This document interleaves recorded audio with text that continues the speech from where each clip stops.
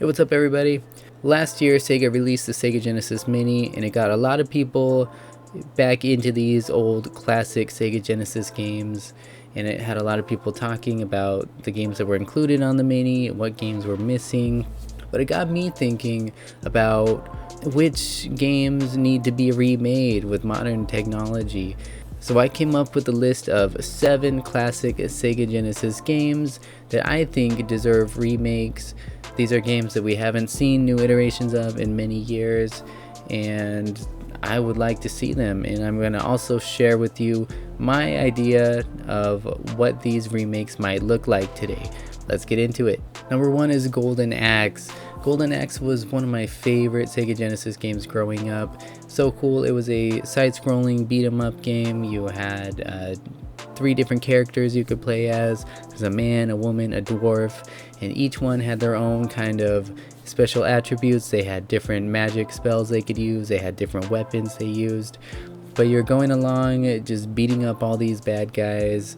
You could co-op with a friend, so you had 2 players on screen beating up bad guys, and you had to watch out for each other because there was friendly fire as well. And it was just so much fun. One of the cool things that set it apart from other games in the genre was that you could actually hop on dragons and other kind of creatures to mount and ride around and attack bad guys with. There were also some kind of mild platform elements where you had places of the level where you could fall off, or you could use it to your advantage and knock bad guys off and, you know, get rid of them easily like that. Such a cool game back in the day, and it still holds up today. My vision for a new Golden Axe game would be something like the new Darksiders Genesis, with kind of an overhead camera view. I think you could still incorporate a lot of the crucial elements in game design kind of choices from the original games. You could incorporate that same feel of the combat and the movement. You could have all the cool magic spells and environmental, platforming elements, environmental dangers / tools to use at your disposal.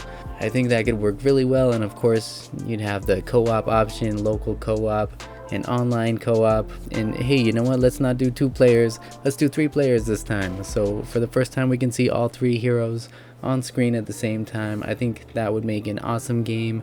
I would be lining up to buy it. Number 2 on the list is Altered Beast.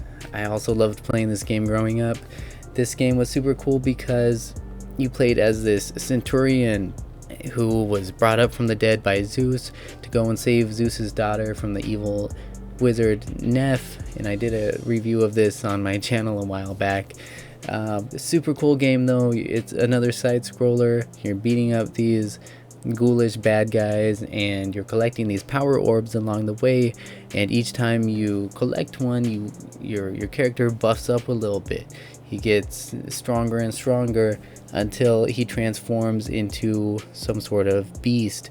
So there's like a werewolf, a were-dragon, a were-bear. I don't know why they're all were-bears. Where whatever, but it's a humanoid bear or a humanoid dragon. You gain these superpowers when you transform. So cool, such a cool concept. And if they were to revitalize the franchise today, I could definitely imagine seeing something like the God of War series. Maybe it's something about the Greek mythology as such a strong theme in both game franchises.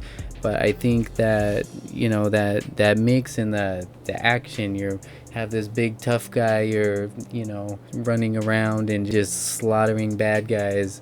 I think it would be a really cool game to see a God of War type game with this Roman centurion character powering up and transforming into all these different beasts. It would be a super cool game. I hope to see it. We'll see what happens in the future.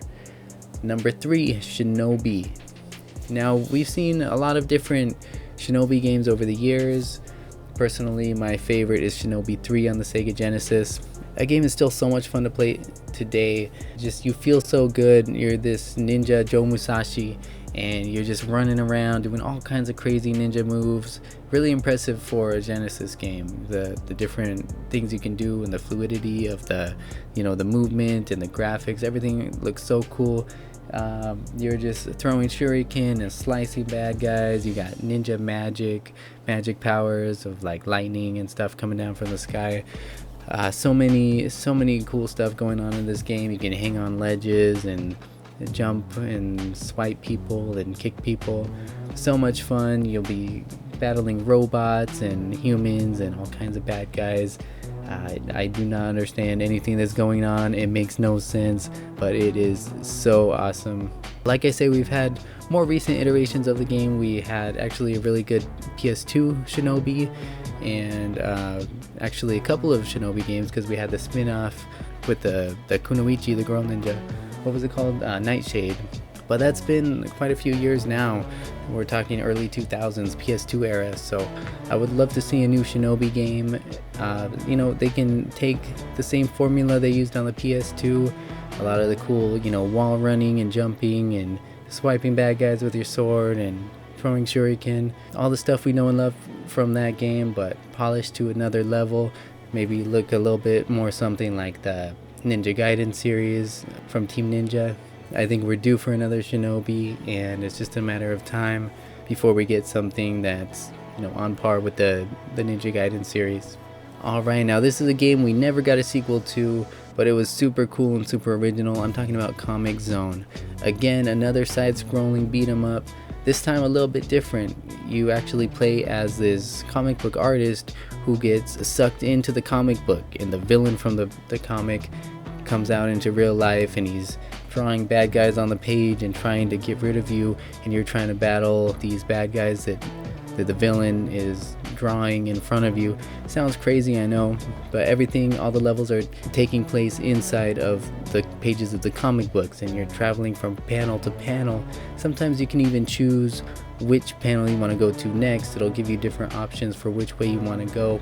The combat felt really fluid on this game. The different movements, you can hang from pipes and kick at people. You can just beat the daylights out of the bad guys, and you can pick up different items scattered around the levels as well. I could definitely see a remake of this game, maybe looking a little bit something like Dead Cells. I could see sort of a roguelike kind of thing with procedurally generated levels, and you know, as you're going through panel to panel, you never quite know where you're going to go next and what's going to be ahead of you, but eventually you find your way to the end and battle the bosses. I think that would be a really cool game to revisit with modern technology and kind of game design. Right, next up on the list is Vectorman. I used to love this game. It had such a cool aesthetic to it. It was a 2D platformer that somehow managed to look 3D. The way they did those sprites looked amazing. They used what looked like 3D shapes, and even the lighting effects they used, where when you fire your gun, it's like you see the reflection of the lighting on your 2D sprite. I don't know how they did it. It was really incredible though. Even in Vectorman 2, you'll be in these dark areas and you're firing your gun, and it's like the whole landscape lights up around you. Again, we're talking 2D sprites, so how they did this, I don't know. Super cool. Anyways, Vectorman, you're this. It's a platform game where you're shooting bad guys, and you play this character Vectorman who's made up of a bunch of just circles and shapes, and you can actually transform into different shapes here and there throughout the game. It was a very fast-paced game. Everything was so fluid, from the graphics to the way it actually handled and felt when you're playing.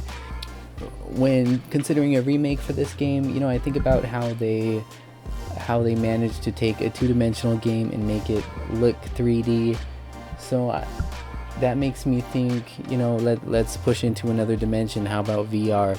I could definitely see a VR Vectorman game in the form of a first-person shooter, maybe something like Robo Recall, which we've seen on the Oculus, where you're just shooting all these robots and things in this kind of futuristic setting. However, I don't want any of that teleporting movement nonsense. I want free movement like we've seen in other VR games like Skyrim. So give me a futuristic sci-fi first-person shooter in VR with free movement, free fluid movement, and flashy graphics, and some cool other stuff. I mean, In a first-person game, you can't really see that your body's transforming, so maybe in this case, you just have, maybe your hand and your weapons transforming to different stuff. I think that might work. I'm just kind of freestyling here, but these are free ideas. If anybody wants to pick up any of these projects and claim them as your own, please do. Next on the list is World of Illusion, starring Mickey Mouse and Donald Duck. This is the sequel to Castle of Illusion, which we actually did get a remake of a few years back. Castle of Illusion is this platformer starring Mickey Mouse. We kind of go around and jump on bad guys and stuff. And we got a really good remake, kind of a 2.5D remake. And yeah, they just added a ton of polish and a little bit of new content sprinkled in to really make it feel like a brand new game. And I had a lot of fun playing that. I played that with my daughter. She was pretty young at the time, but we had a really good time. And I wish they would have brought World of Illusion back as a remaster as well, because this was my favorite of the series for sure. On the Sega Genesis, it looked great, and it was 2-player co-op, so you could have one player as Mickey, one as Donald, and you could go through all these different types of worlds. You have like this world where everything is a bunch of like cookie houses and food and things, and then you go to another world where it's all mountains and jagged looking, and then you go to another one where it looks like you're in the Queen of Hearts place from Alice in Wonderland. So many different kind of spots you can go to, and there was a big element of teamwork when you're playing co-op. Just such a fun game. I would like to see what they did with Castle of Illusion. I would like to see them do that same kind of remake for World of Illusion. Alright, 7th on the list, 7th and final, well, not really final. I'm actually going to give you a bonus. I'm going to give you an eighth game on the list here. Number 7 is Gunstar Heroes. This is one I actually didn't have growing up on the Genesis. I played it for the first time in the Sega Classics collection. It's actually a really cool game though. It's a kind of run and gun shooter, and you could shoot in any direction, like Vectorman, but that wasn't totally common in every game at the time. But the freedom of movement you had, and just how fast paced everything was, and how much running and gunning and just cool stuff there was. Even if you play it for the first time today, it still feels really good and really fresh. I was thinking that for a remake, it would make a great twin stick shooter, something maybe like Assault Android Cactus. Kind of captures similar visuals, and also just the feeling of kind of that bullet hell, lots of bad guys on the screen, and that just responsive twin stick shooter. I think Gunstar Heroes would be a good fit for that genre. Alright, now here's a bonus. Number 8 is Streets of Rage, and I know they are making Streets of Rage 4. It's coming out soon. The reason I went ahead and put this on the list though was because I don't know how to feel it so far. They're staying true to the old genre, the old kind of style of the game. Everything's 2D sprites, and it's just another side-scrolling beat 'em up type game, and that's fine, but I don't like the look of it. I'm gonna be real honest. I don't like the artwork. Everything looks clunky and awkward. The game's not out yet, and that's based on footage that was not final. But honestly, for a reboot of such a classic legendary game, I would like to see something bigger. I want to think bigger.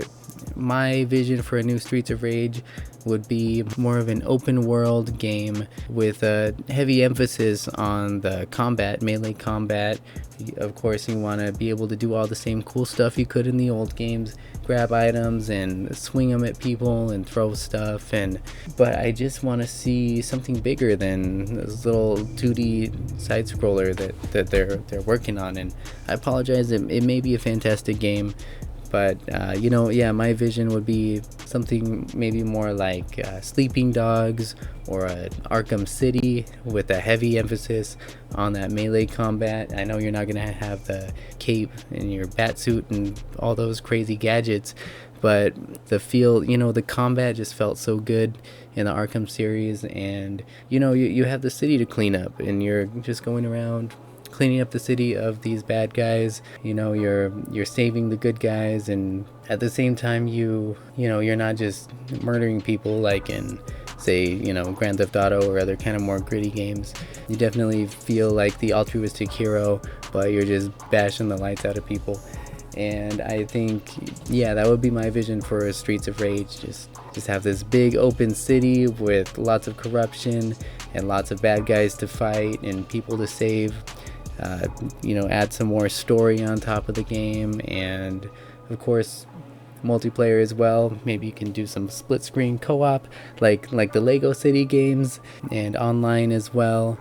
But yeah, my vision for a Streets of Rage reboot. Maybe that'll be next, who knows. But anyways, that's what I could come up with for Sega Genesis remakes that just need to happen, guys. We need these remakes. We need reboots of some of these classic series. Of course, we've seen some of these characters recently in games like Sega Heroes for mobile, or Sonic and Sega Racing Transformed, but we need full-fledged games in these franchises. It's been too long. Anyways, those are just my thoughts. I'd love to hear yours in the comments section. And of course, if you'd like to see more of these kinds of videos, feel free to subscribe to the channel. Thank you so much for watching. I'll see you next time. Oh, hello. Hi. Railroad Gaming here. Early face reveal.